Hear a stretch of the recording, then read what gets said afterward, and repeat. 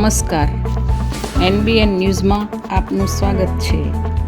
અખિલ વિશ્વ ગાયત્રી પરિવાર શાંતિકુંજ હરિદ્વારની પ્રેરણા અને માર્ગદર્શન તથા આશીર્વાદથી 108 કુંડીઓ શક્તિ સંવર્ધન ગાયત્રી મહાયજ્ઞ કાર્યક્રમનું આયોજન અમદાવાદના નારણપુરા શાસ્ત્રીનગર ખાતે તારીખ 9 એપ્રિલથી તારીખ 12 એપ્રિલ 2025 દરમિયાન શાસ્ત્રીનગરના ગાયત્રી પરિવાર શાખા દ્વારા કરવામાં આવ્યું છે.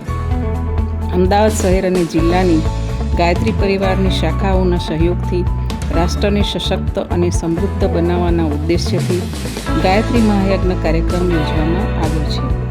4 દિવસના 108 કુંડીય ગાયત્રી મહાયજ્ઞમાં સૌ ભાગ લઈ શકે તે હેતુથી શ્રદ્ધાળુઓ અને ભક્તોના જાગૃતિ અને પ્રેરણાથી શાંતિકુંજ હરિદ્વારથી આવેલ શક્તિ કળશનું સમગ્ર વિસ્તારમાં વ્યક્તિગત અને વિવિધ શાખાઓના સમૂહમાં પરિભ્રમણ અને પધરામણી કરી ગાયત્રી મંત્રોચ્ચાર દ્વારા પૂજન અર્ચન કરવામાં આવ્યું.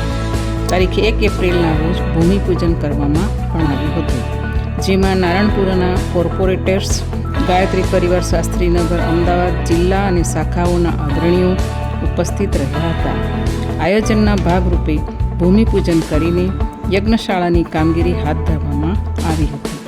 આ અંગે ગાયત્રી મંદિર શાસ્ત્રીનગરના મેનેજિંગ ટ્રસ્ટી શ્રી શૈલેષભાઈ ઠાકરે જણાવ્યું કે તારીખ 10મી એપ્રિલે સવારે 10 વાગે આશીર્વાદ આપવા માટે હરિદ્વાર શાંતિકુંજની દેવ સંસ્કૃતિ વિશ્વવિદ્યાલયના કુલપતિ અને યુવા આઇકોન ડૉક્ટર ચિન્મય પંડ્યાજીની સાથે સંતો મહંતો પણ હાજરી આપશે અને આ મહાયજ્ઞમાં પધારશે.